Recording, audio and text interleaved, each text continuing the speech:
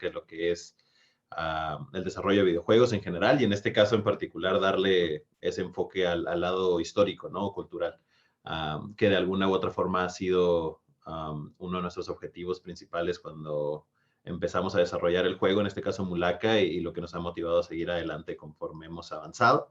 Eh, y entonces es muy reconfortante poder venir y hablar acerca de este medio, de esta industria, como un vehículo de divulgación interesante para este tipo de temas, ¿no? Que generalmente son un poquito menos tocados o que no son tan comunes como nos gustaría que fueran en medios interactivos en masa. Entonces, bueno, sin más les voy a compartir una pequeña presentación que tengo preparada para esto.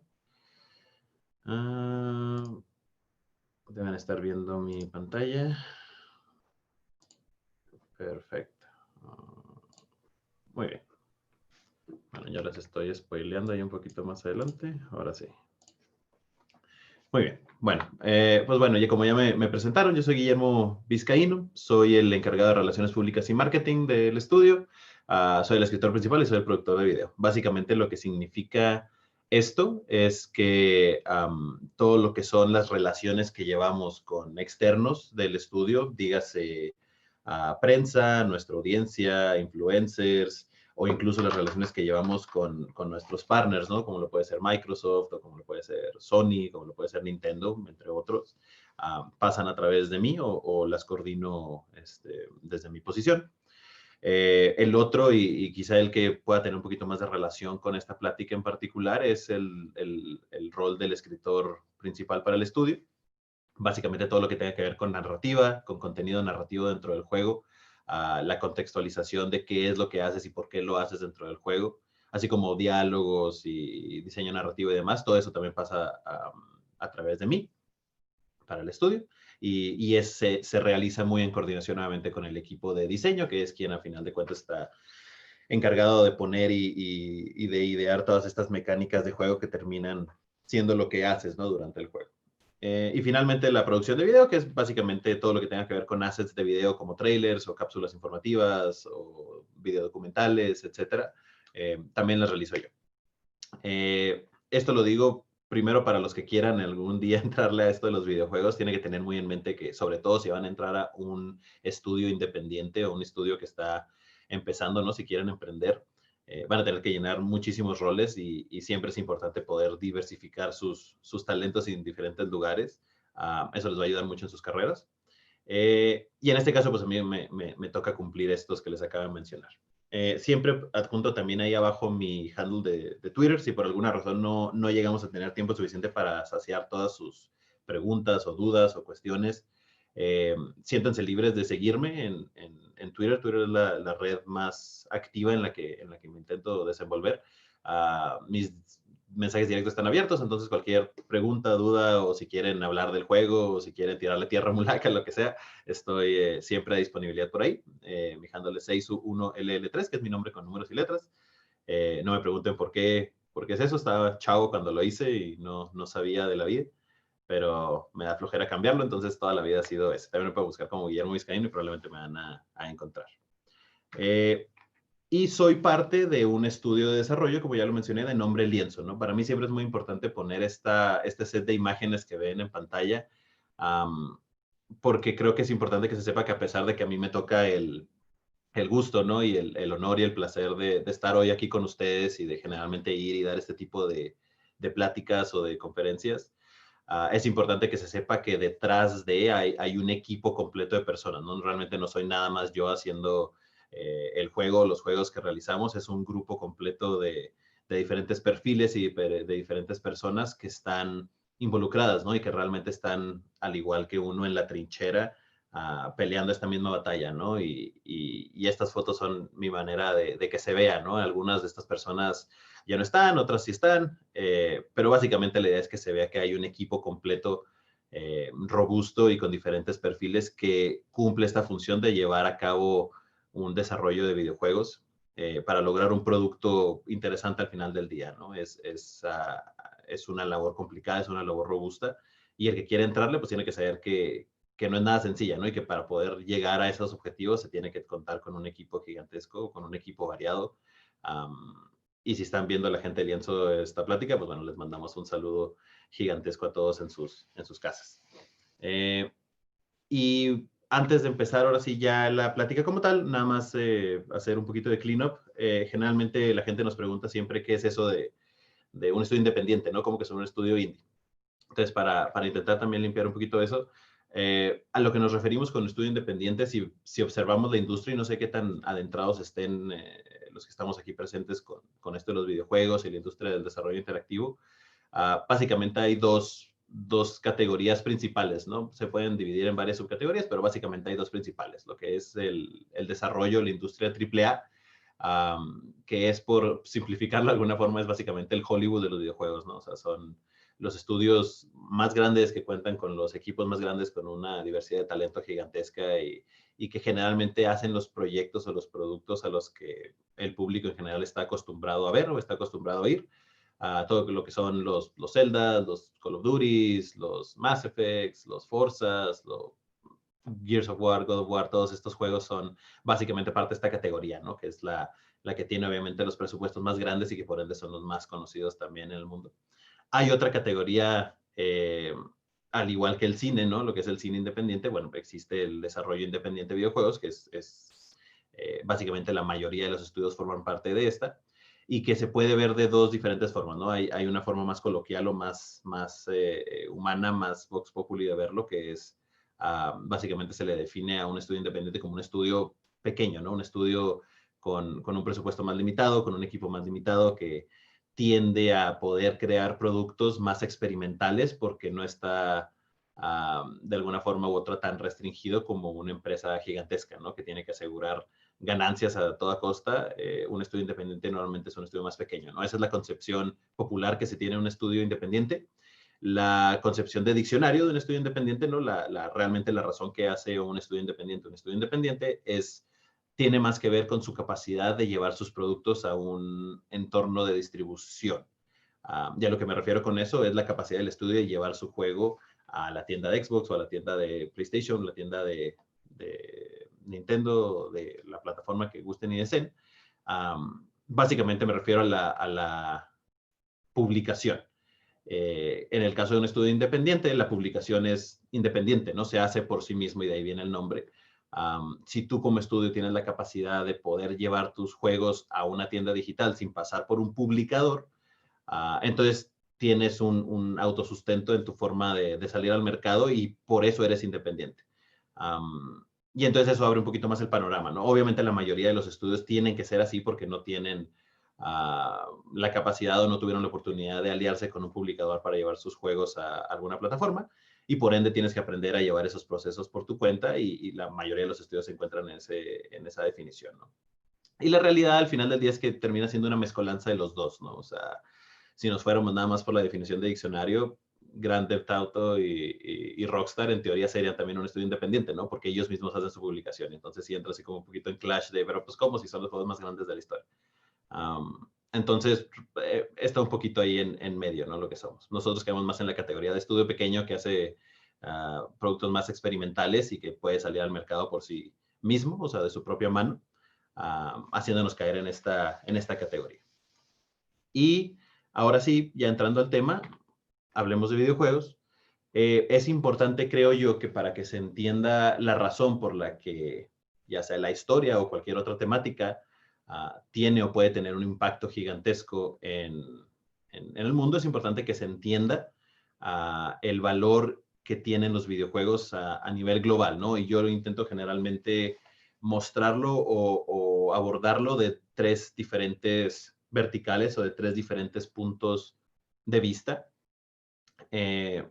Para que se vea de manera muy, muy general la relevancia que tienen y por ende la razón por la que llevar cualquier tipo de temática a videojuegos puede ser un vehículo excelente para llegar a una audiencia, ¿no? La primera es entender la capacidad artística o el potencial artístico que tienen los videojuegos, ¿no? Generalmente desde hace ya varias décadas, ¿no? Se ha anclado esta idea, sobre todo en nuestra región, ¿no? En regiones como lo es Latinoamérica, creo que todavía tenemos mucho esta idea, estamos muy anclados a esta idea de que los videojuegos son productos de cierta manera banales, perdón, que son, que están enfocados o que están apuntados a una generación de audiencia muy joven, ¿no? O sea, básicamente se les considera casi como juguetes, que de alguna u otra forma demerita la importancia que pueden tener. Y la realidad es que los videojuegos son de los pocos medios artísticos que son tanto multimedia como tienen el potencial de ser transmedia, ¿no? Y a lo que me refiero con eso con multimedia es que son el conglomerado de una serie de disciplinas o de una serie de expresiones artísticas que van desde lo visual, ¿no? Digo, obviamente, pues este es el ejemplo más claro, lo visual, pasando por lo auditivo, ¿no? Juegos que tienen musicalización a la par de cualquier película de Hollywood o de cualquier esfuerzo importante en lo que se refiere a música y sonorización, tocando lo literario, ¿no? En cuanto al contenido y al mensaje que pueden tocar y abordar, y llegando incluso, ¿no? Si se extiende de manera correcta, al impacto social, ¿no? O sea, tiene una diversidad de disciplinas y una diversidad de expresiones artísticas conglomeradas dentro de sí que pocos medios de entretenimiento pueden tener, ¿no? Y lo que mencionaba de transmedia, tienen un potencial gigantesco para incluso salirse de su mismo género, ¿no? Salirse de su misma industria y crear, desembocar o hacer efecto dominó hacia otras industrias, ¿no? Y el ejemplo más claro son los juegos que se hacen películas, ¿no? Los juegos que se hacen juguetes o que se hacen series o que se hacen una X o Y cantidad de cosas pasando de un tipo de media a otro. Esa es una de las verticales, ¿no? O sea, entender que videojuegos no es esta idea tan arraigada que tenemos conservadora de pequeñas cositas que son juguetes para niños. Al contrario, ¿no? Son un medio de expresión muy rico y muy creativo, ¿no? En el sentido de contenido. La siguiente vertical es jugadores, ¿no? Es la audiencia o la capacidad que tiene para llegar a un público determinado a nivel global. Videojuegos, hasta la fecha, según las últimas estimaciones que se tienen, hay aproximadamente 2 billones de jugadores en el mundo, ¿no? Algunos estudios dicen que posiblemente se está acercando un poquito más a los 3 billones, que es una cantidad gigantesca de jugadores, ¿no? Y esto obviamente incluye todo tipo de jugadores, incluye la escena casual, incluye la escena hardcore, incluye básicamente a todo mundo que en algún punto haya jugado Farmville o que en algún punto haya jugado Doodle Jump o que haya jugado lo que sea en su celular. Pero de cualquier manera estamos hablando de una cantidad gigantesca de personas que tiene o ha tenido interacción con videojuegos, ¿no? De esos 2 billones, aproximadamente 500 millones se consideran como la audiencia más grande, más pesada, más enfocada, que realmente se mete a jugar lo que normalmente entendemos como videojuegos más coloquialmente, ¿no? Los Call of Duty, los Zelda, los juegos independientes, etcétera. Que sigue siendo una audiencia gigantesca, ¿no? Esta es la capacidad que tienen los videojuegos de llegar a diferentes personas, donde una audiencia de 500 millones, o si lo quieres extender a algo menos hardcore, algo un poco más casual, los 2 billones de personas son públicos gigantescos, ¿no? Y finalmente, esa es la segunda vertical, la capacidad de llegar a una audiencia amplia. La tercera es la industria misma, ¿no? Y en este caso me enfoqué un poquito más en las imágenes de consolas, pero aquí también estoy incluyendo Stadia o Luna, ahora con Amazon, o Twitch, o todo lo que son esports, en fin, ¿no? O sea, la industria de los videojuegos como tal es y probablemente seguirá siendo una de las industrias con mayor crecimiento paulatino hacia el futuro, ¿no? Donde vemos que año con año crece y crece y crece. Este último año creo que es el ejemplo perfecto en donde vemos que dentro de todo lo que son expresiones artísticas o industrias creativas de entretenimiento, videojuegos ha sido la única que ha crecido, ¿no? Y a diferencia del cine, de la música, obviamente por razones muy fuertes de la pandemia, pero aún y con todo esto hemos visto, y muy probablemente a razón de ello, hemos visto un crecimiento exponencial de videojuegos que creo que han tenido, o se estima que tengan para este próximo año fiscal, un crecimiento de cerca del 60%, que es gigantesco, y en donde estamos hablando de retornos anuales, ¿no? En retornos de inversión de cerca de 160 billones de dólares, ¿no? Esto, para ponerlo un poquito a lo mejor en contexto, es más que la industria del cine y que la industria de la música juntos, ¿no? En cuanto a retorno anual, que es gigantesco, ¿no? O sea, aquí es en donde intento reiterar esta idea de que videojuegos es no solo un buen medio, es posiblemente el medio de entretenimiento más fuerte con el que puedes llegar a mayor audiencia y con el que puedes impactar de mayor forma si tienes el tipo de contenido que tengas, ¿no? En nuestro caso, tipo de contenido histórico para lo que pertenece a la plática o tipo de contenido cultural, ¿no? Para lo que hicimos nosotros con el juego, que obviamente pues va muy, muy de la mano. Entonces, esto es a grandes rasgos lo que les quiero, o sea, mi forma de abrir esta plática, entendiendo muy puntualmente la importancia y la fuerza que tienen videojuegos a nivel global actualmente y que puede seguir creciendo conforme avanzamos como un medio o como un vehículo más bien de expresión artística o de expresión histórica en este caso.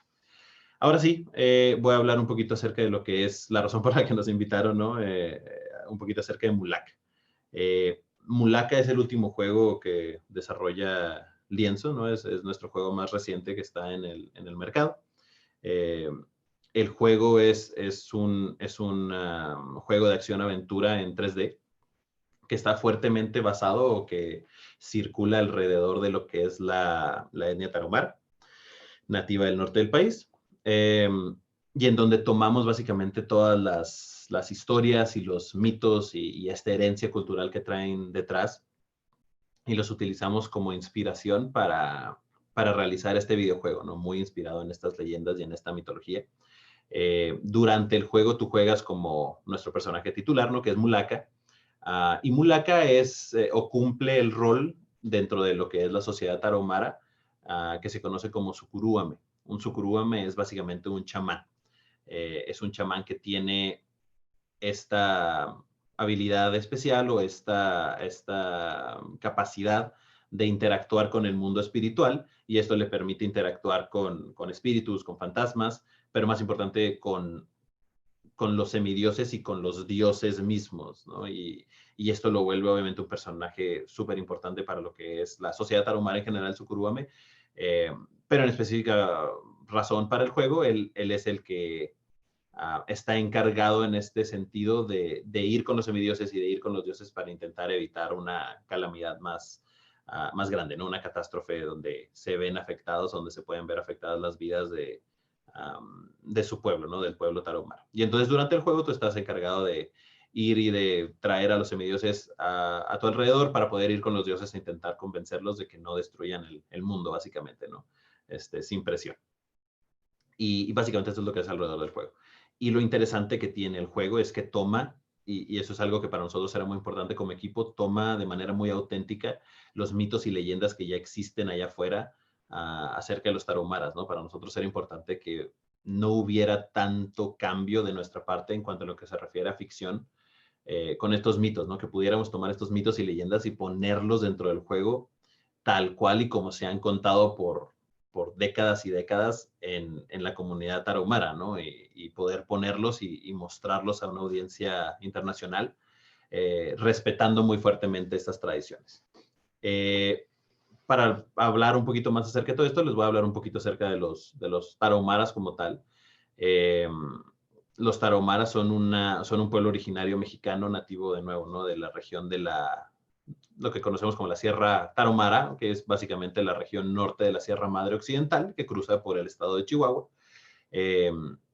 Y por ende, porque pasan y siempre han sido parte muy importante de nuestra herencia cultural regional, era una etnia o era un pueblo originario que nosotros teníamos muy en mente cuando empezamos a desarrollar, cuando decidimos empezar a hacer juegos más seriamente, la primera idea que nos surgió para el desarrollo como tal fue, bueno, pues, ¿qué hacemos, no? ¿Qué vamos a hacer si nos vamos a independizar y vamos a hacer un estudio formal? Y se los juro, ¿no? Empezó originalmente como una broma, dijimos, bueno, pues hay que hacer un Zelda Tarahumara. Y jajaja, jijiji, ¿no? Y decimos, no bromes, ¿no? Obviamente no nos vamos a ir por ahí. Dormimos con la idea, pasó el tiempo y terminamos regresando diciendo, ¿sabes qué? Igual y no es tan mala idea, ¿no? Igual y sí vale la pena adentrarnos un poquito más.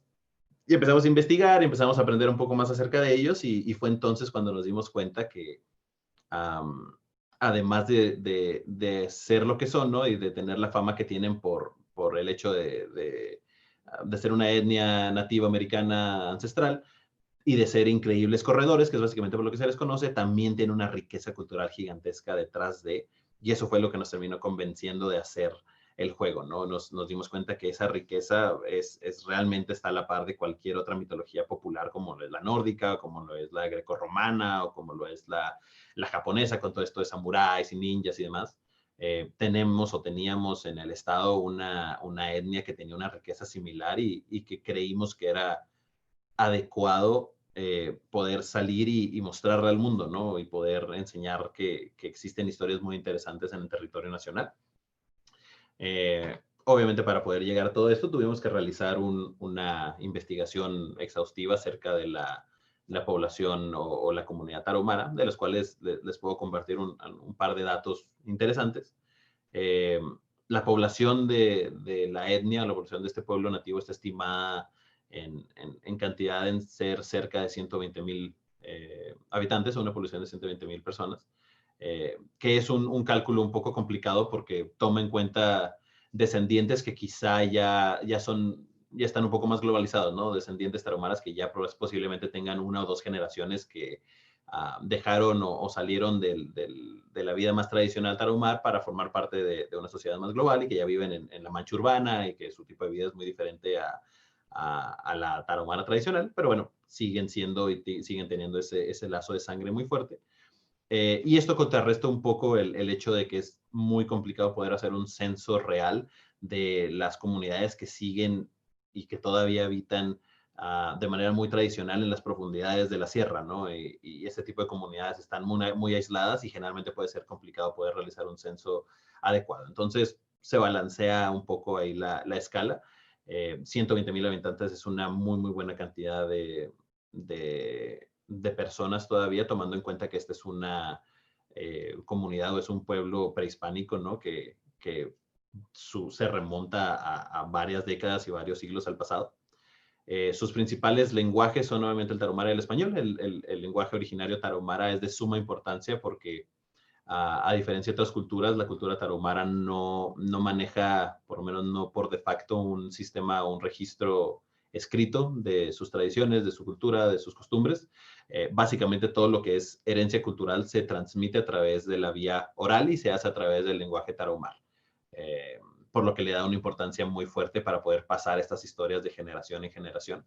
Y obviamente también hablan español porque tiene que convivir con su entorno que lo rodea, ¿no? Con el entorno global del resto del país y poder hacer todas las alianzas que son necesarias para poder seguir subsistiendo. Son una etnia que por naturaleza es bilingüe. Y finalmente su religión, ¿no? Que es básicamente, aquí estoy intentando embonar un poquito lo que es religión con cosmovisión, que es de donde nosotros a donde nosotros más fuimos para poder obtener estas leyendas y estos mitos y todas estas creencias e ideologías. Básicamente existen tres. Todas son asignadas a, no provienen de. La primera es el animismo tarahumara, ¿no? El animismo es una ideología, y voy a tener que sobresimplificar, ¿no? Todo esto, estos términos un poco para hacerlo más sencillo y más rápido de exponer. El animismo es básicamente esta idea que se tiene de que todos los seres vivos a nuestro alrededor, o es esta ideología o esta forma de ver la vida en donde todos los seres vivos con los que uno convive en la naturaleza tienen una cierta esencia o divina, ¿no? Tienen una cierta esencia espiritual, una energía espiritual que los hace divinos y por ende los hace importantes, y esa es la razón por la que la vida tarahumara es una vida muy naturalística, en el sentido de que se respeta a todas las criaturas, todo lo que puedes encontrar en la naturaleza con creces, ¿no? Y específicamente animismo tarahumara, porque obviamente esto se ligan una serie de creencias y de rituales y de formas de pensar muy características del pueblo tarahumara. Peyotismo es una asignación más norteamericana que otra cosa para describir el tipo de religión que tienen ciertos pueblos nativos que se extienden de México a Estados Unidos y llegan a Canadá, ¿no? Básicamente todo lo que son los nativoamericanos por definición. Lo cual es interesante porque al mismo tiempo el peyote, ¿no? El peyote es una de las principales hierbas religiosas para la comunidad tarahumara, en el sentido de que se le atribuyen poderes divinos y ciertas consecuencias ahí de interés espiritual. Y finalmente el catolicismo, y el catolicismo lo puse con un pequeño asterisco porque con nuestras pláticas, hay muchos que se autodenominarán católicos, y esto viene más por imposición que otra cosa, ¿no? Porque eventualmente las misiones cristianas y católicas y de misioneros y demás llegaron y de alguna u otra forma impusieron un régimen católico, un régimen religioso espiritual más occidental al pueblo tarahumara. Y la manera que ellos encontraron de subsistir, de seguir dando vida y fe a sus propias creencias fue básicamente poner una capa muy sutil o muy fina de catolicismo por encima de sus creencias.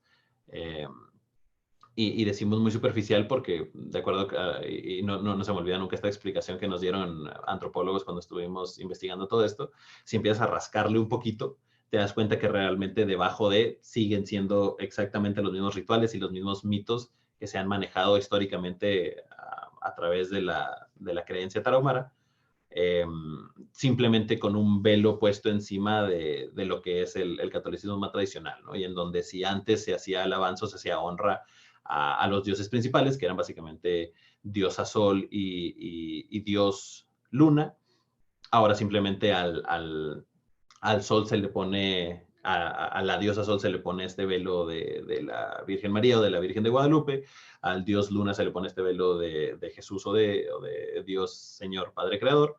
Eh, y la alabanza de alguna u otra forma cumple la tradición cristiana, pero realmente los mitos y ritos que se llevan a cabo para celebrarlo siguen siendo los mismos que han sido toda la vida para tanto Sol como Luna. Y eso se puede extender a otra serie de figuras religiosas con otras deidades tarahumaras históricas, ¿no? Entonces, por eso es interesante cómo ha ido evolucionando esta visión religiosa a manera de alguna forma de preservación de percepciones propias de la cultura, pero que se han ido adaptando al México actual, ¿no? Al México católico. Es importante también recalcar, ya lo mencioné un poco, pero es importante recalcar que la cultura tarahumara se tienen de alguna u otra forma registros de por lo menos ancestros tarahumaras llegando al mismo posclásico o al clásico, ¿no? Conviviendo con otras culturas más populares mexicanas, ¿no? Al menos en la línea del tiempo, estando ambas presentes junto con los aztecas, con los mayas, toltecas, olmecas, no sé, incluso hay datos del preclásico, ¿no? Donde aquí en Aridoamérica todavía había una presencia de alguna otra forma de ancestros tarahumaras, en donde se han encontrado vestigios, como los que están viendo, que es un sitio que se conoce como la Cueva de las Monas, en donde algún ancestro tarahumara ya contaba, ¿no? Ya ponía en display algunas de las leyendas que vemos hoy en día ser parte del mismo mitos tarahumara, ¿no? Y que data de siglos en el pasado, lo que hace el pueblo tarahumara uno de los pueblos nativos o de los pueblos originarios más antiguos de la nación, que aún tiene, a diferencia de los demás, una población extremadamente activa, ¿no? Viviendo todavía en algunos lugares de maneras muy tradicionales, siguiendo estas ideas ancestrales que han tenido por ya años y años, que los hacen muy interesantes y que de alguna u otra forma nos empujaron más a buscar la preservación de los mismos, en nuestro caso a través del videojuego. Y ahora sí, quiero hablarles un poquito acerca de lo que nosotros consideramos de nuevo, ¿no? Me gusta esto de los 3 pilares siempre, los 3 pilares indispensables para el desarrollo de videojuegos con un contenido cultural, y creo que esto lo podemos extrapolar a lo que se refiere al contenido histórico, ¿no? O contenido con base o con inspiración histórica. Básicamente nosotros lo dividimos en 3 principales cosas que tienes que tener o que tienes que hacer para poder llegar a un juego cultural completo, ¿no? Que cumpla con todos los pequeños puntos que son importantes tocar para la realización de un juego de este estilo. El primero tiene que ver con los permisos y la involucración o el involvement que tiene el contenido fuente, ¿no? En nuestro caso era la cultura, la etnia tarahumara, puede ser contenido histórico de cualquier otra cultura, de cualquier otra índole, la colección o recolección del material fuente, ¿no? Lo que vas a terminar usando para poner en tu videojuego, y finalmente la destilación y la curación de ese contenido para poder abordarlo, poder tocarlo de la manera más respetuosa y completa posible, ¿no? Y voy a entrar un poquito más a cada uno de ellos a continuación. La primera, que tiene que ver con los permisos y el involvement del material fuente. En nuestro caso en específico, hablando de lo tarahumara, tuvo mucho que ver con tener este acercamiento con la cultura y con los departamentos y ramas pertinentes en gobierno, pero más que nada con la cultura directamente, para hablar acerca de lo que queríamos hacer, ¿no? Lo que nosotros teníamos era esta idea de realizar un juego que estuviera inspirado obviamente en esta mitología, pero no podíamos dejar de lado de que éramos un grupo externo a la comunidad, ¿no? Ninguno de nosotros es un miembro activo de la comunidad tarahumara y por ende éramos foráneos a la misma y era importante que fuéramos, hiciéramos saber a los líderes culturales, a los gobernadoras y gobernadores, a los líderes sociales dentro de las comunidades tarahumaras, lo que se quería lograr y lo que se intentaba conseguir con el juego.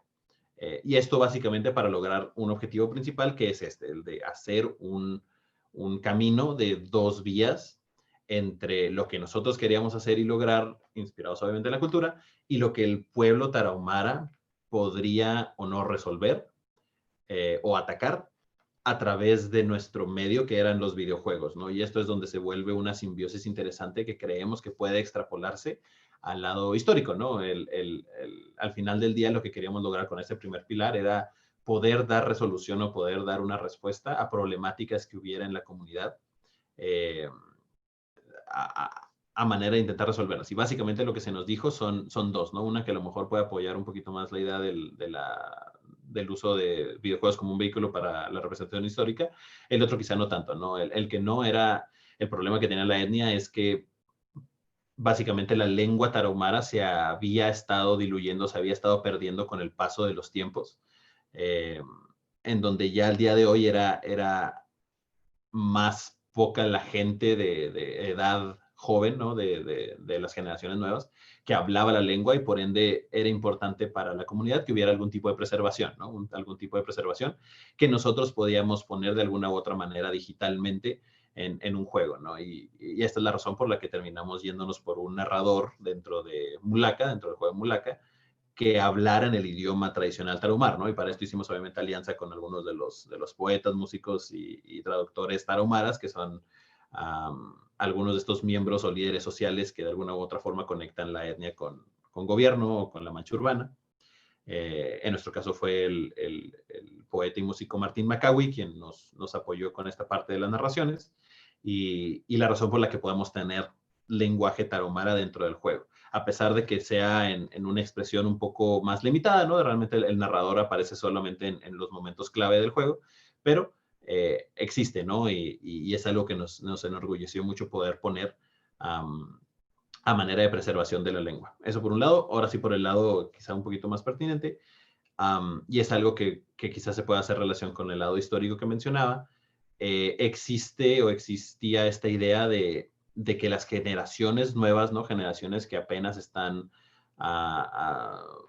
creciendo, que están básicamente nacidas del 80 en adelante, ya viven de una u otra manera muy alejados de lo que es la tradición tarahumara pura, ¿no? Ya estos mitos, estas leyendas, estas historias realmente no les tocaron. Y en donde un medio como lo eran videojuegos era un medio perfecto para atacar a esta generación de jóvenes y de adolescentes y de jóvenes adultos para poder ponerlos un poquito más en contacto con todas estas raíces en un producto o en un medio que fuera interesante para ellos, ¿no? Y lo cual videojuegos cumplía perfectamente, ¿no? Cumplía mejor que otros medios interactivos. ¿Por qué? Porque generaciones nuevas, perdón, eran más proclives a acercarse a este tipo de medios y acercarse a este tipo de vehículos para encontrar su entretenimiento, ¿no?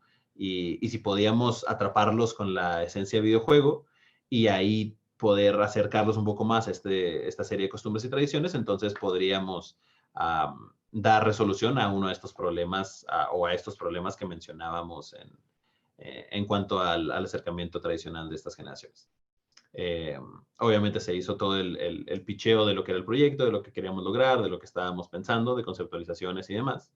Y es importante recalcar que en este caso a la comunidad tarahumara se le hizo partícipe del desarrollo, ¿no? No es en nuestra mente no era un tema de ir y de pedir los permisos y de alejarse nuevamente, sino de mantenerlos como una parte del proceso de desarrollo en donde pudiéramos acudir a ellos para redirigir el camino en caso de que estuviéramos alejándonos un poco de lo que se quería lograr en cuanto a esta resolución de los dos problemas claves que les mencioné.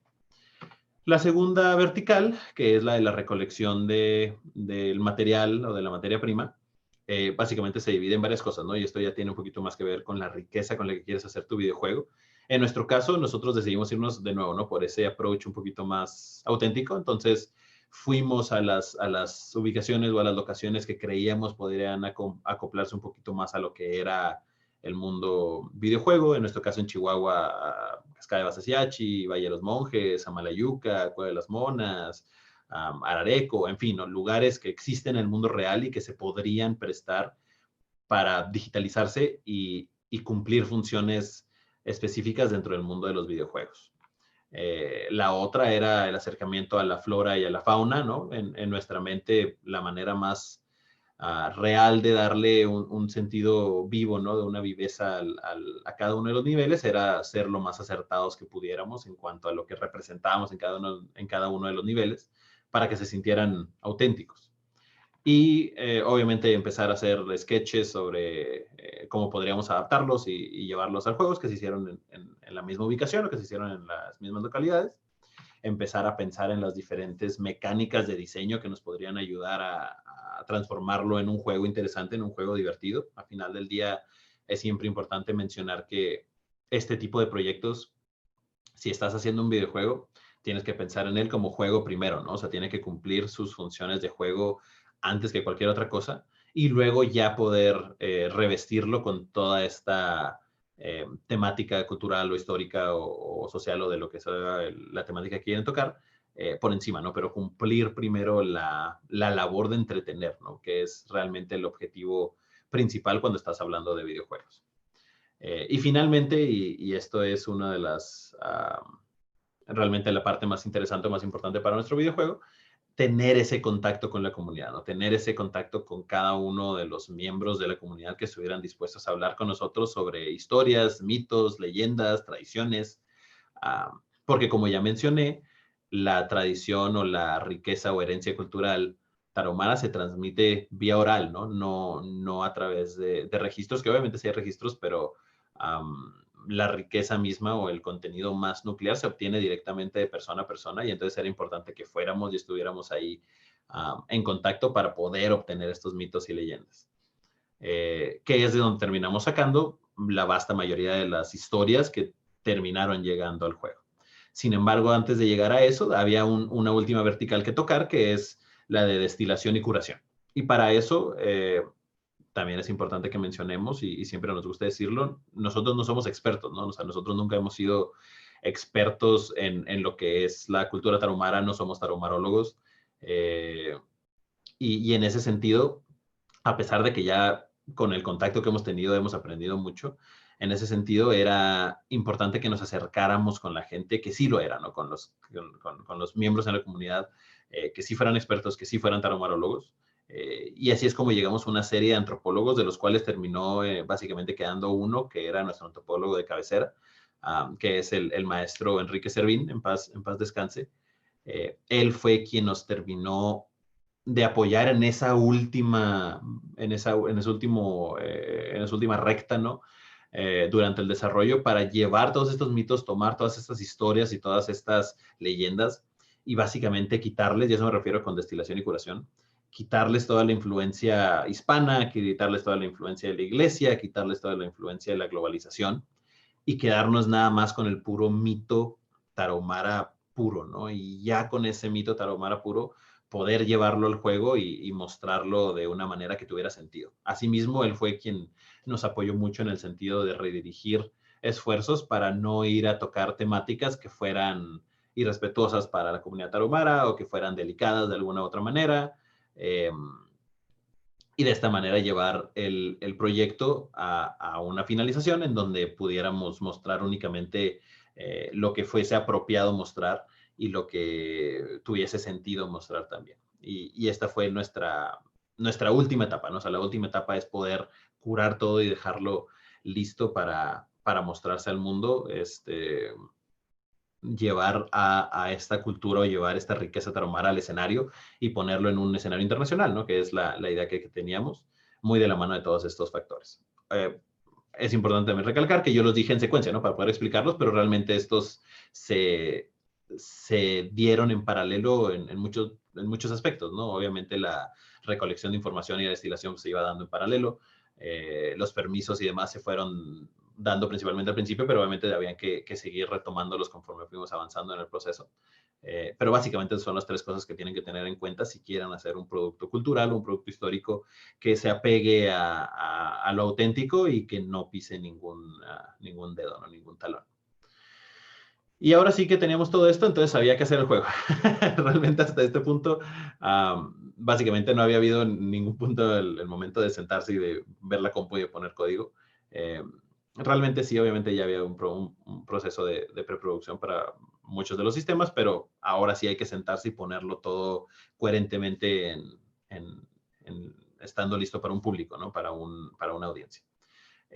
Hay ciertas cosas que quiero tocar aquí que son interesantes regresando porque los videojuegos son un medio interesante para divulgación histórica, para divulgación de cualquier tipo de mensaje o de contenido narrativo. Lo primero es intentar explicar un poco cómo funciona la diversión, ¿no? Cómo funciona esto de los videojuegos en el razonamiento de por qué nos gusta jugarlos y por qué nos gusta meternos y por qué nos gusta estar ahí.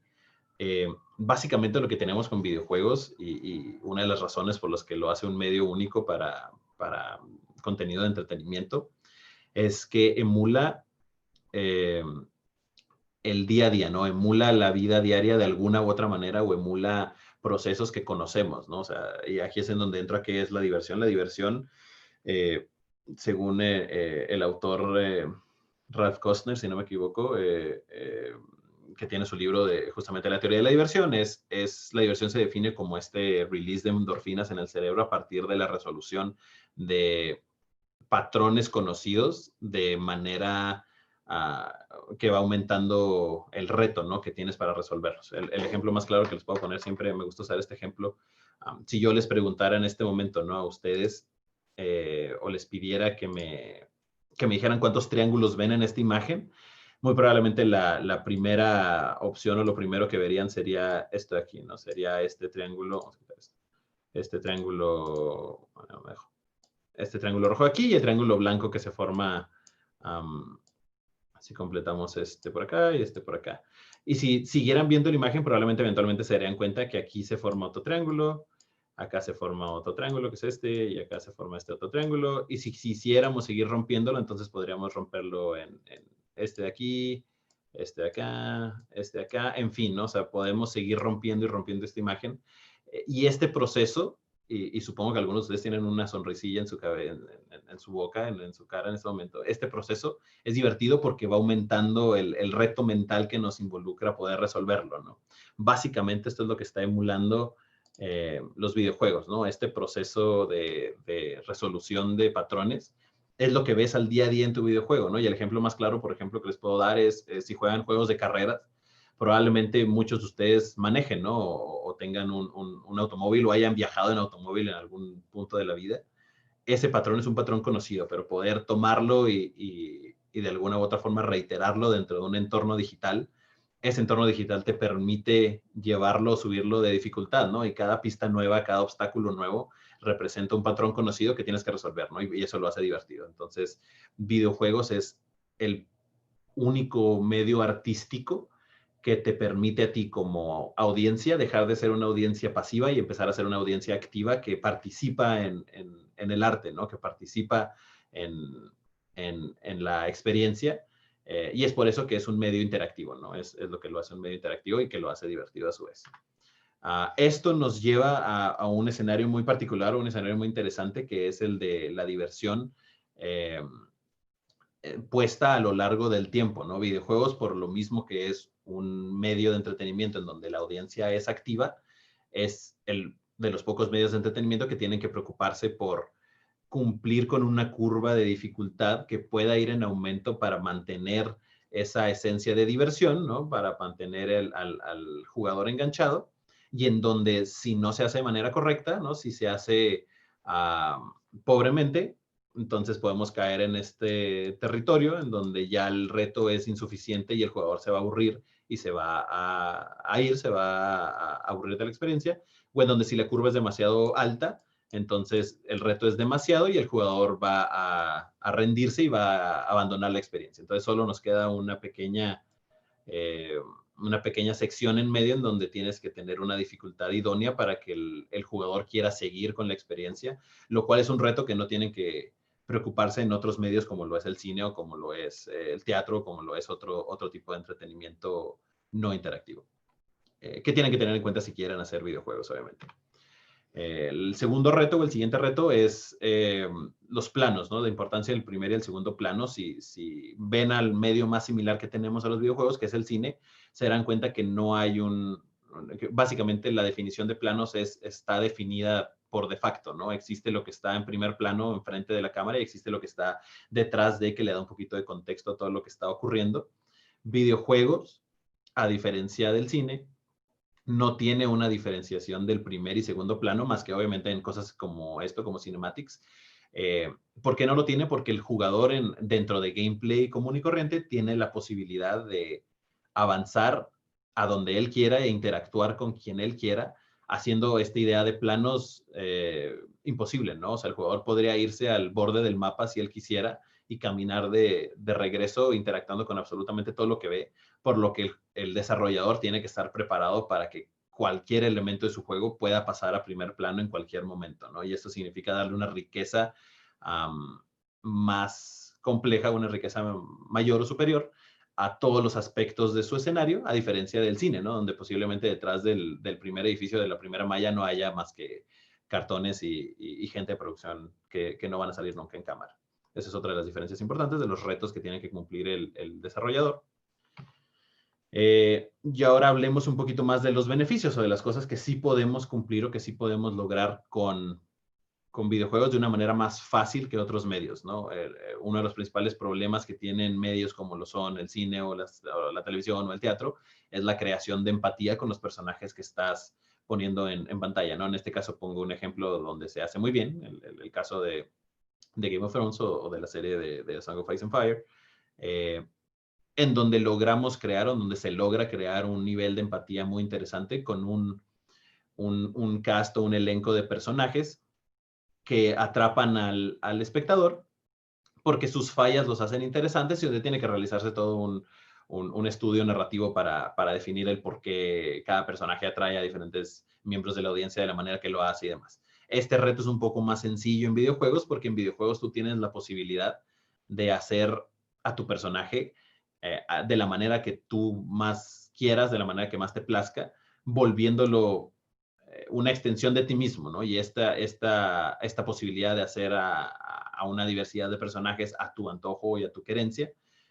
vuelve mucho más sencilla esta idea de lograr empatizar con ellos a un nivel personaje como un personaje dentro de una historia que se está narrando. Otro approach es el blank slate, ¿no? Lo que conocemos como básicamente el espejo narrativo, que es un personaje que está tan falto de personalidad, y esto es por diseño, como lo pueden ver con Mulaka o como lo pueden ver con Link en la serie de Zelda, en donde esta falta de personalidad hace mucho más sencillo que el jugador pueda proyectar su propia personalidad encima de. Y de esta manera forzamos una empatía poniéndote de una manera muy directa en los zapatos o en el papel del personaje titular. En este caso, la idea con Mulaka era poder poner al espectador dentro de este mundo para que fuese él mismo parte de la comunidad tarahumara, para que fuese el mismo espectador, por lo menos mientras está jugando el Sucuruame que está llevando a su pueblo a la salvación, y de esta manera se logrará dar un poco de empatización hacia no solo el personaje, pero también hacia la etnia de manera general. Otro de los grandes beneficios que tiene, y ya estoy a punto de cerrar con esto, que tiene el mundo de los videojuegos, que nos permite crear o hacer experiencias únicas que sean de fuerte impacto, es la posibilidad de tener diferentes ramas narrativas durante el juego mismo. Y esto significa poder tener diferentes inicios, ¿no? Inicios bifurcados o trifurcados, en donde tienes un contexto diferente para el personaje que estás creando, y poder tener también múltiples finales, ¿no? En donde cada final depende de las decisiones que el jugador haya llevado a cabo durante toda su experiencia en el juego. Y esto nos lleva a muy interesantes escenarios donde cada jugador tiene experiencias diferentes y que nutre y atrapa de una manera muy distinta que lo haría otros medios más tradicionales como el cine o el teatro. Y que solo es posible en un medio interactivo como lo es videojuegos. Y básicamente a grandes rasgos eso es, esa es la historia de por qué se selecciona este medio y por qué nos apasiona este medio y cómo logramos llevar ya al final de cuentas un mundo real o una etnia real o una cultura real al medio digital, ¿no? Un mundo tangible al mundo intangible que son los videojuegos y poder poner al espectador o al jugador dentro de estos mundos para explorar, para conocer, para que lo pudieran absorber de una manera muy activa e interactiva.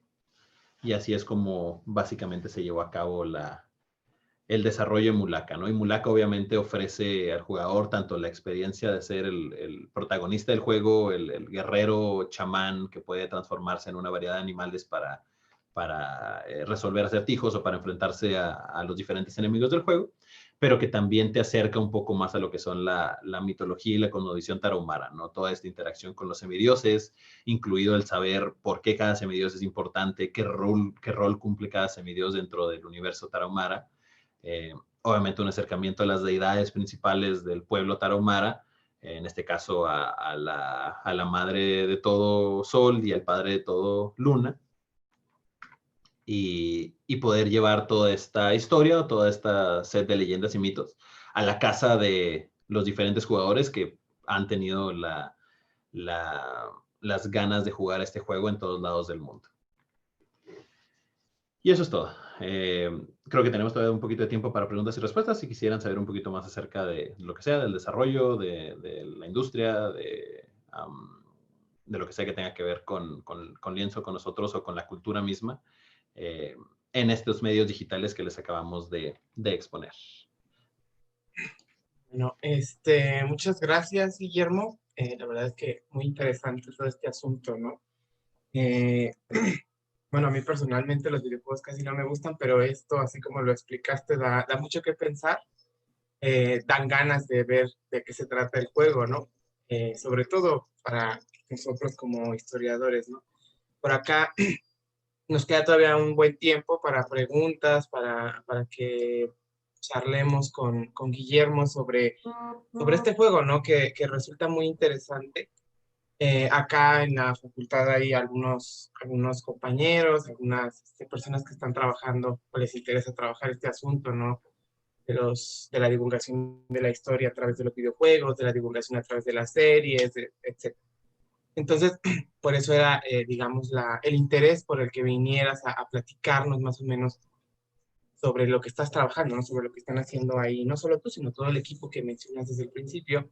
Entonces, sí me gustaría que pues, los que estamos aquí presentes, pues sí discutiéramos aquí un momento con Guillermo, ¿no? Sobre, o le preguntemos, o le pregunten, bueno, yo no he jugado el juego, a lo mejor alguien aquí sí, qué piensan acerca de todo esto, ¿no? De esta nueva plataforma en la que se puede divulgar los conocimientos históricos. Hola. Hola, hola.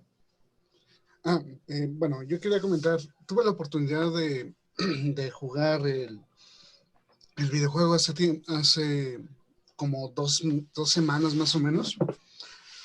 Me llamó la atención el aspecto visual y el aspecto de la historia, puesto que no es muy común en videojuegos de este estilo ver reflejado primero la cultura tal cual de algún país o de una región en particular, y creo que este juego lo logra, puesto que además de que plantean la visión de los tarahumaras de la de su mitología, plantea una zona en México que quizás muchos no conocen. En mi caso, yo no conozco parte de la Sierra Tarahumara, pero se da la cuestión esta, aparte de la mitología, la geografía, que me parece un aspecto muy interesante.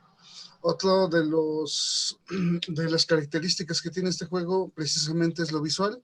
Para mí se ve muy bien en el sentido de que es 3D. Y bueno, me parece interesante el hecho de realizar este tipo de trabajos para, no solamente para la difusión histórica, sino también para la difusión de tradiciones. Sí, sí, así es, Luis, y te agradezco tus palabras. Sí, no, obviamente digo, no me da tiempo para abordar todos estos temas durante una única hora de presentación, pero sí hay incluso hasta razones, ¿no?, mismas por las que se llevaron a cabo estas decisiones. Sobre todo mencionas el lado artístico, ¿no? Y en ese sentido le mando un saludo enorme a nuestro director de arte, Daniel,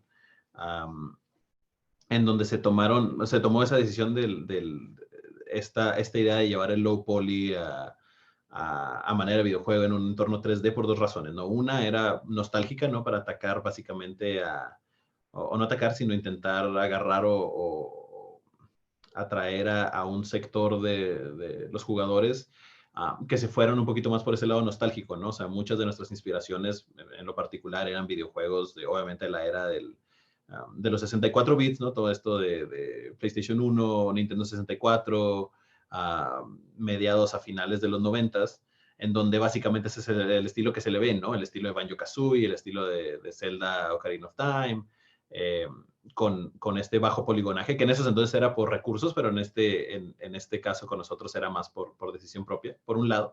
Por el otro lado creíamos nosotros, después de la investigación que se hizo sobre expresiones artísticas tarumaras, era un estilo que le quedaba muy bien al tipo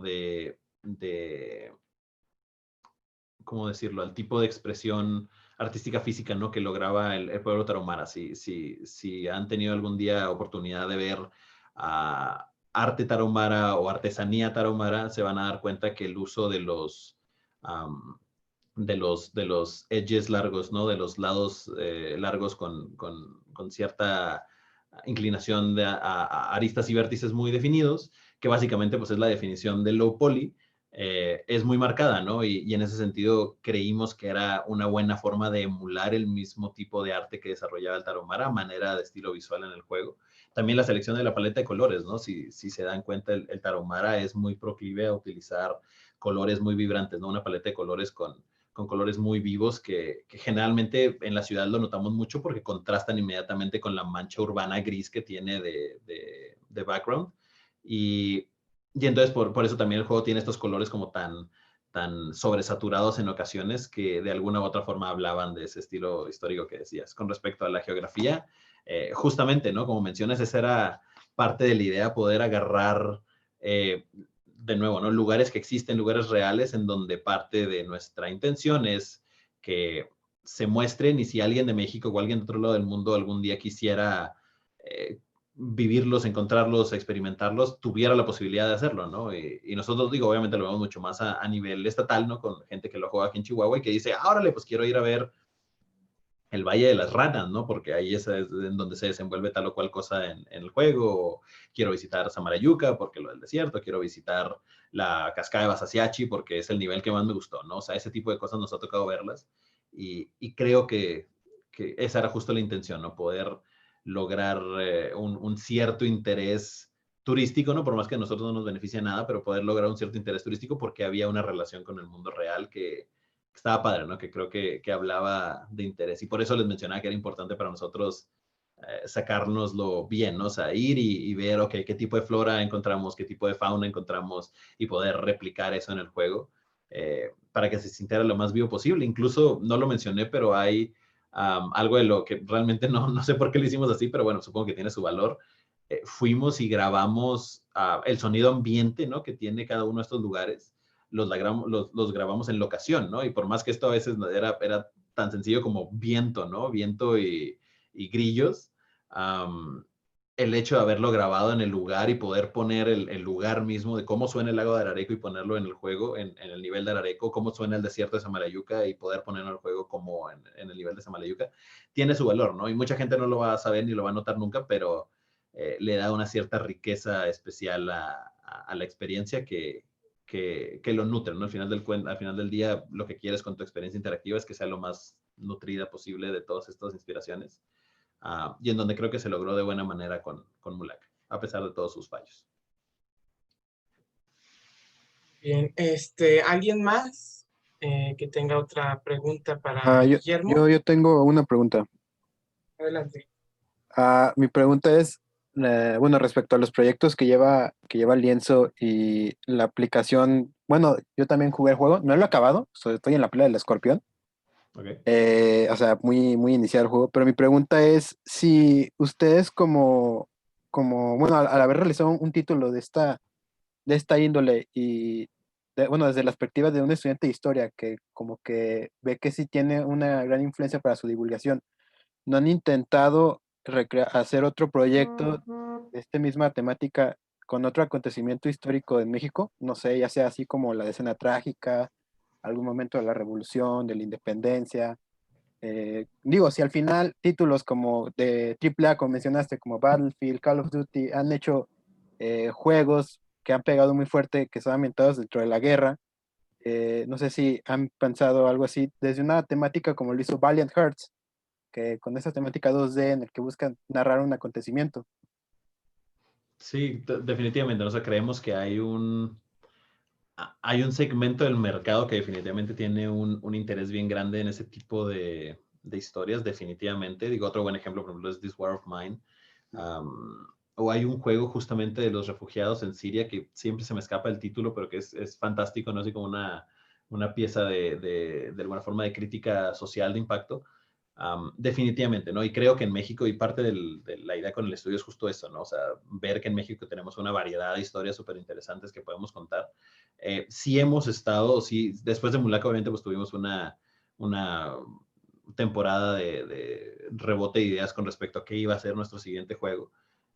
Terminamos eligiendo una que digo, no puedo compartir muchos detalles sobre nuestro siguiente juego que ya está súper en desarrollo, tenemos 2 años haciéndolo, pero que sí nos fuimos por algo similar, ¿no? O sea, esta misma idea de buscar historias mexicanas, de buscar historias nacionales que pudiéramos tocar y tomar y que son muy interesantes, ¿no? Realmente ahí el balance que tienes que lograr o que tenemos que lograr es que sean, sí, interesantes, pero que también tengan sentido en nuestro mercado, ¿no? Porque al final de cuentas, pues tenemos que hacer nuestro análisis de mercado y ver si tiene sentido o no sacar la experiencia. Algo que tenga mucho que ver con la guerra, por ejemplo, en el mercado actual que ya está sobresaturado de contenidos bélicos, quizá no sería lo más idóneo, ¿no? Por lo menos no en este momento, pero a lo mejor otro tipo de historias sí, ¿no? Otro tipo de historias con un poco más del sentido acción, aventura o de exploración podría ser interesante, o a lo mejor otros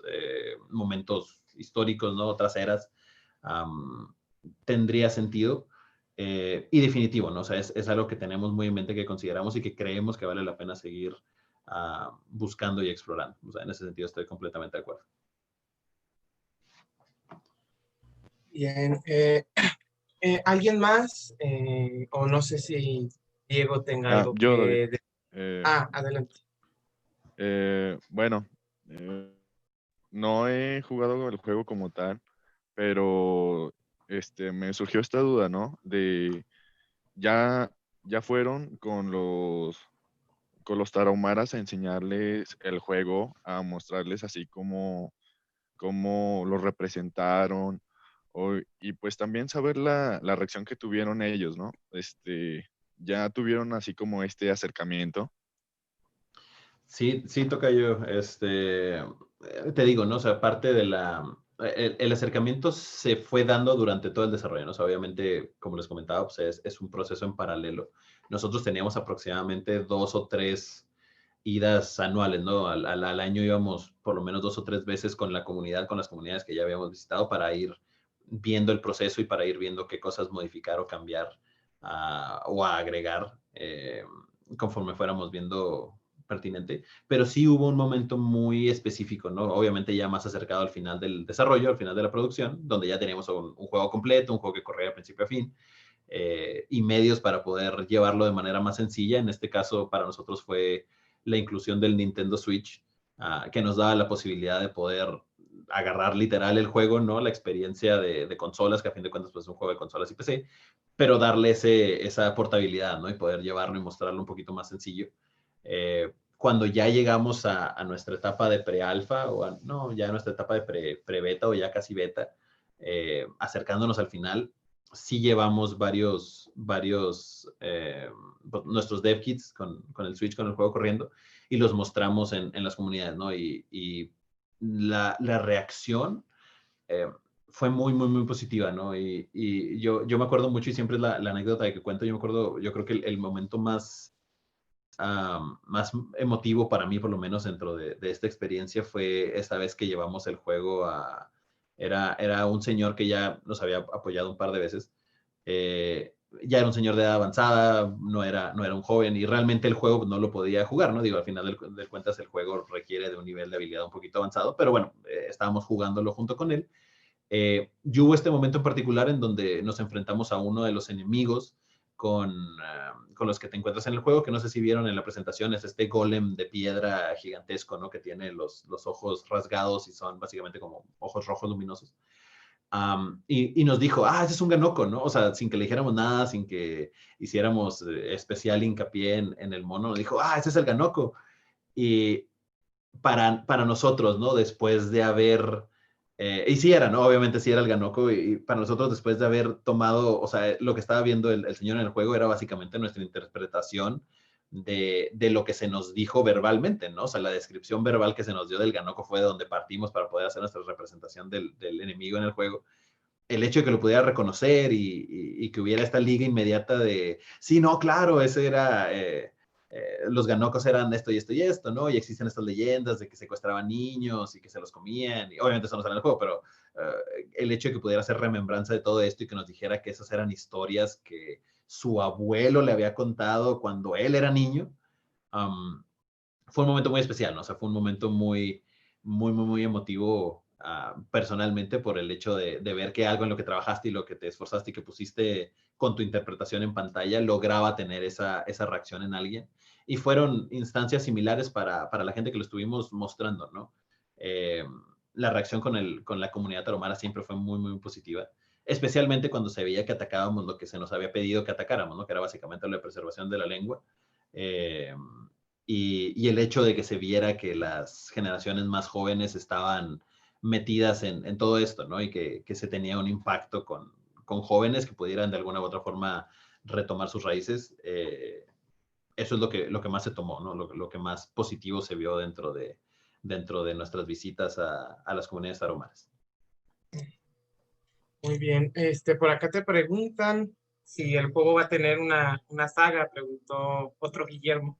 Y va a tener una saga, Mulaka. Otro tocayo. Pues por el momento no hay nada que anunciar, o sea, realmente no hemos, obviamente ideas para secuelas y precuelas y demás siempre han estado en la mesa, pero por el momento no hay una decisión final sobre cómo vamos a seguir abordando el universo en Mulaka. La posibilidad está, pero no hay, te digo, realmente ahorita no hay algo en planes ni en producción que vaya un poquito más a expandir este universo por el momento. Creemos que Mulaka como tal es una experiencia ya muy completa, ¿no? O sea, que no sabemos o no estamos seguros si fuera un disservice, ¿no? Sea retractivo, sea malo para la experiencia, intentar agregarle más cosas o intentar expandir esa historia. Creemos que la historia se sostiene por sí sola y es un mensaje fuerte, ¿no? El final del juego. Es un statement interesante que quizá no tenga sentido tocar otra vez, ¿no? O sea, ya se mantiene por sí solo y creemos que eso es interesante. Si hubiera alguna muy buena idea, obviamente, para alguna posible secuela o precuela, definitivamente valdría la pena explorarla, ¿no? No es un universo que hayamos cerrado por completo, entonces quizá en el futuro estén pendientes de nuestras redes y a lo mejor un día de estos hacemos algo más hacia adelante. Ok.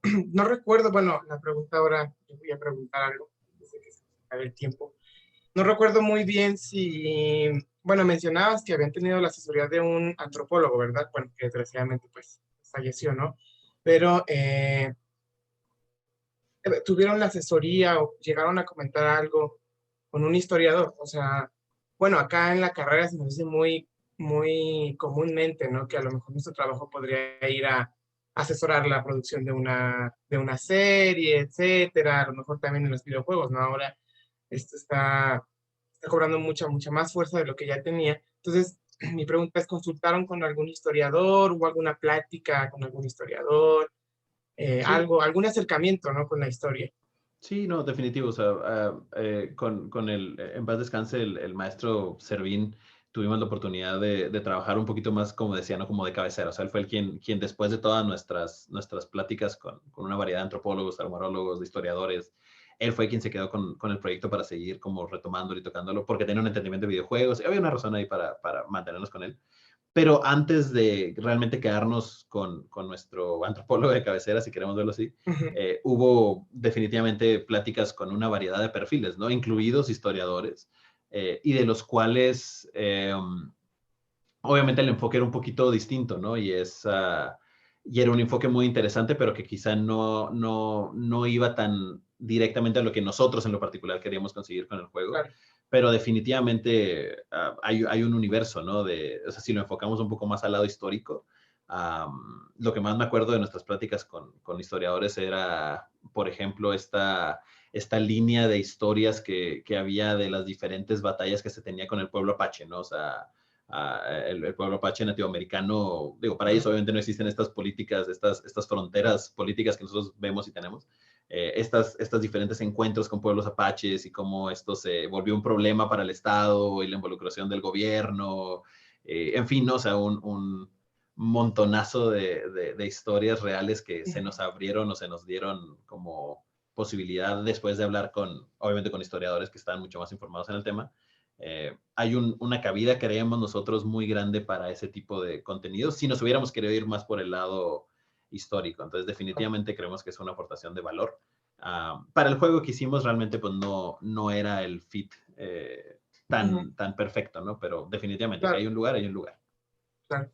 Ok, bueno, sí, yo te lo pregunto, ¿no? Porque acá yo veo que hay mucho interés, ¿no? Por ver cómo se muestra la historia en estas nuevas plataformas, ¿no? O sea, hace unos días tuvimos una conferencia sobre la conquista y hablaba un doctor sobre las series, las imágenes, y bueno, ahora vienes tú y nos hablas de cómo se ven los videojuegos, entonces digamos, es un interés que varios de aquí comparten por entender o ver cómo se está haciendo historia de otras formas que no son escribiendo libros o escribiendo artículos. Entonces, bueno, miren, nos quedan 5 minutos, no sé si alguien más tenga otra pregunta para Guillermo. Creo que hace rato alguien levantó por acá la mano, nada más no va a alcanzar quién. Eh, Fui yo, Adelante. otra vez, Guillermo. Eh, vas a, van a, o sea, ya sé que como que ya no hay un planteamiento para continuar el juego, o a lo mejor y sí, quién sabe, ¿verdad? Pero ¿no les interesaría hacer como otro videojuego con la misma temática de otra civilización, así como la fue la Maya o otras sociedades? Definitivo, ¿no? O sea, otra vez, no puedo dar muchos detalles sobre lo que es nuestro próximo proyecto, pero al igual que como te decía ahorita, ¿no? O sea, la cantidad sobre todo cuando estamos hablando de pueblos originarios y de culturas tanto aridoamericanas como fuera, nuestras hermanas como mesoamericanas, como son mayas, olmecas, aztecas, toltecas. Hay una variedad tan grande de historias y tan interesante de contenido que aún no está explorado, ¿no? Por más que creo yo que en particular con las que mencionan, ¿no? O sea, los más populares dentro del lado mesoamericano, que son como las más populares, ¿no? O sea, digo, creo que dentro de lo que cabe, mitología azteca, sobre todo maya, son ya más de conocimiento popular que a lo mejor serían otras. Aún dentro de esas mismas, creemos que hay todavía muchas historias interesantes que podrían tocarse o abordarse y que no se ha hecho. Entonces, definitivo, ¿no? O sea, dentro de todas las ideas que se han planteado y dentro de la misma selección de temas para nuestro siguiente proyecto, están contempladas definitivamente esas otras culturas y esas otras civilizaciones para poder abordarlas de formas interesantes. Pero más que eso, no puedo entrar más en detalle. Pero definitivo, están pensadas y contempladas. Ok, bueno, ahí está. Vamos a seguir esperando, digamos, ese nuevo proyecto que por ahí trae Guillermo y todo el equipo. ¿Alguien más? ¿Alguna otra pregunta, alguna otra duda? La verdad es que ha sido muy bueno que estén preguntando, ¿no? Se alimenta mucho la plática. Entonces, no sé si alguien más tenga una última pregunta antes de cerrar.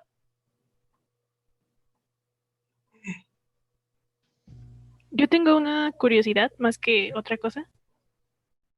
¿Mulaka tiene algún significado en especial o fue un nombre que se les ocurrió o cómo surgió para nombrar el videojuego? Sí, la historia de Mulaka es interesante. Originalmente el juego se iba a llamar Kombameai, que era el nombre de una figura importante dentro de la mitología tarahumara.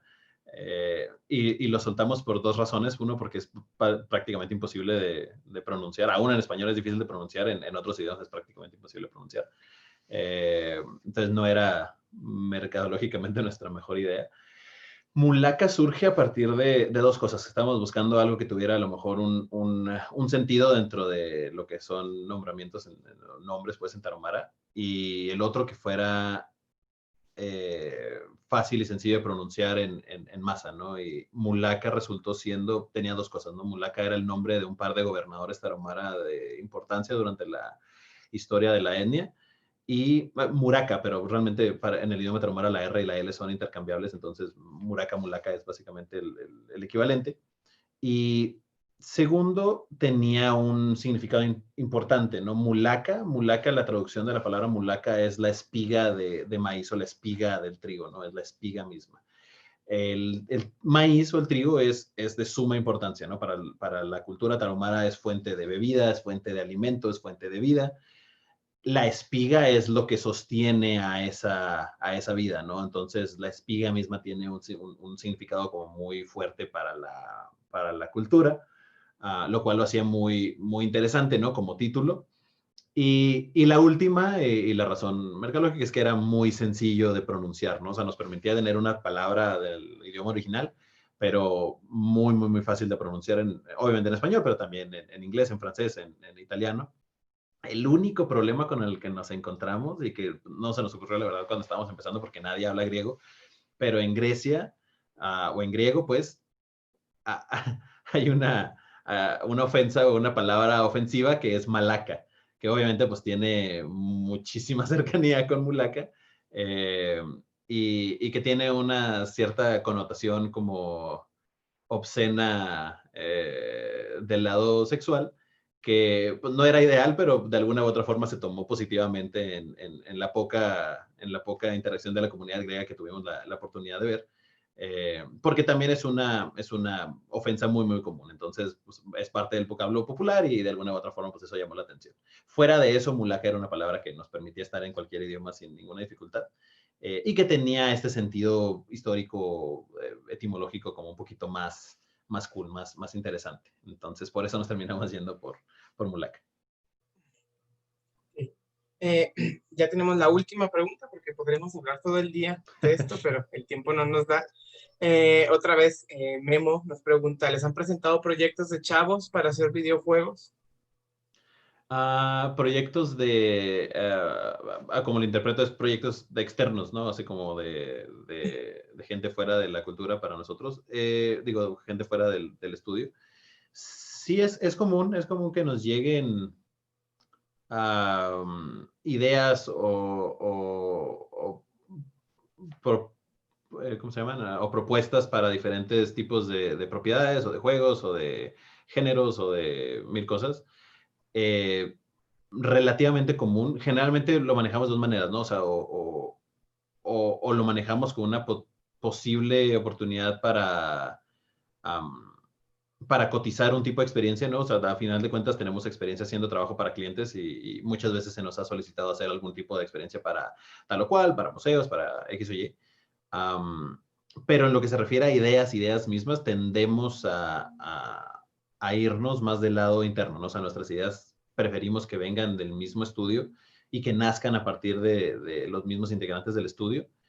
Y de esas, pues ya tenemos una serie guardadas que pueden ser buenas opciones para juego. Entonces, sí nos llegan, pero generalmente no son nuestras primeras opciones para acercarnos o para abordar.